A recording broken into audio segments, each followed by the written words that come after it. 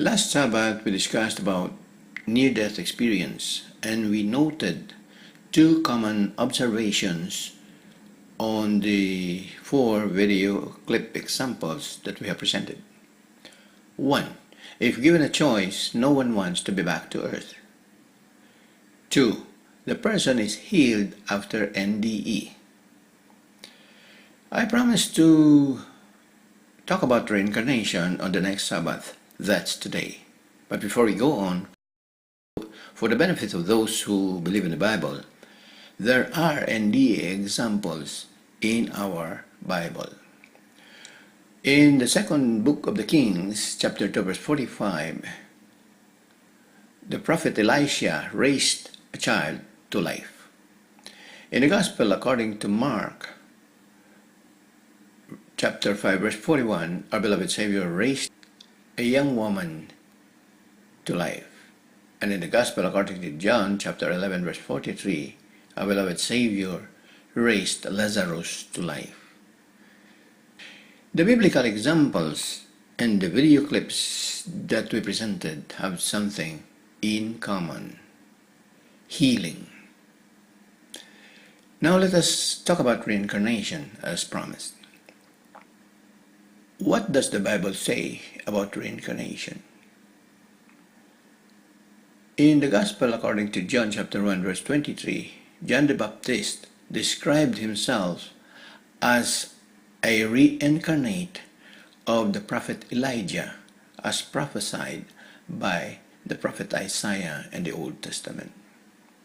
And in the Gospel according to John chapter 9 verse 1, it says, "And as Yahushua passed by, he saw a man which was blind from his birth. And his disciples asked him, saying, Master, who did sin, this man or his parents, that he was born blind?" This question is based on two principles. Principle number 1 is that a man can suffer from the consequences of the sins of his parents. Principle number 2 is that a man can suffer from the consequences of his own sin in a previous life.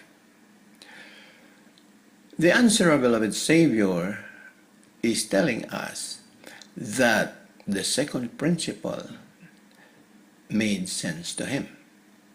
It should make sense because according to some Bible scholars, the prophet Elisha that raised a child that we have mentioned earlier reincarnated into our beloved Savior who was born in Bethlehem.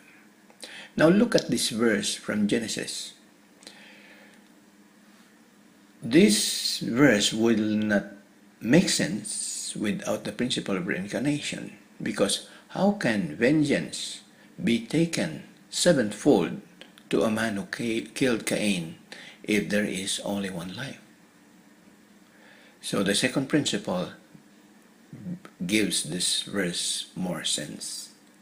It is interesting to note that reincarnation is now a subject of scientific research and studies, pioneered by Dr. Ian Stevenson of the University of Virginia.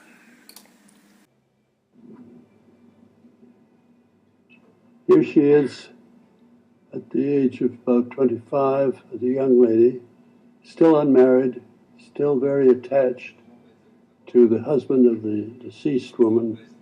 And here's the deceased woman herself.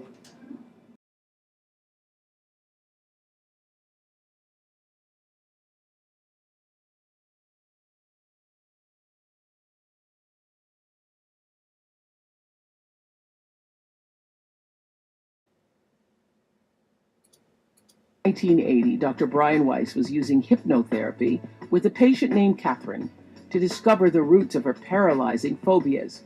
In his book, Many Lives, Many Masters, he writes that during one of their sessions, Catherine regressed back to a time before she was born, recounting a past life as an 18-year-old girl named Aranda from the year 1863 BC.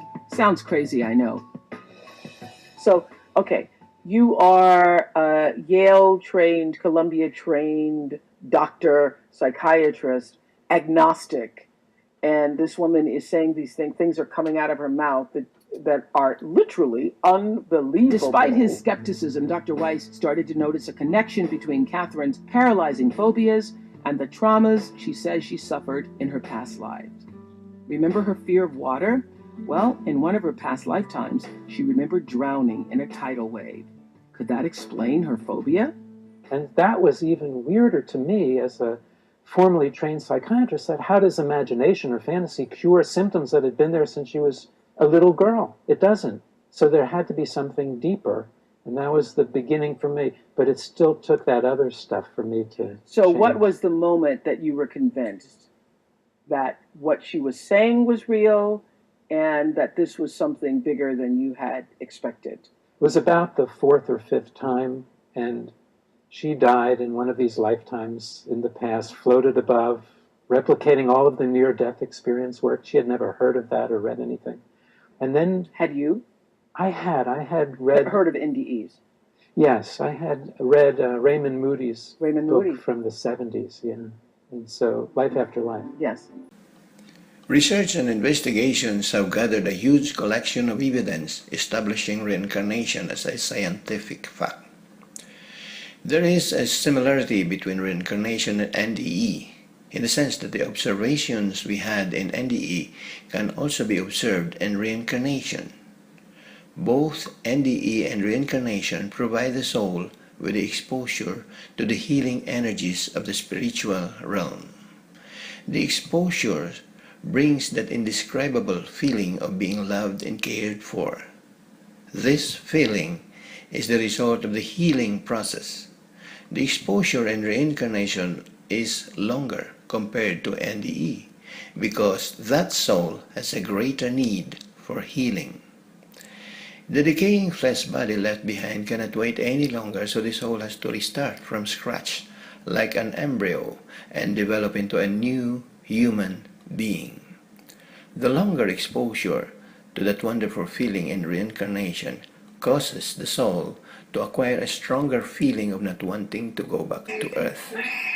So while people are happy to welcome a newborn baby, it does not look like the baby is happy to be born in this world of pain, suffering, and death.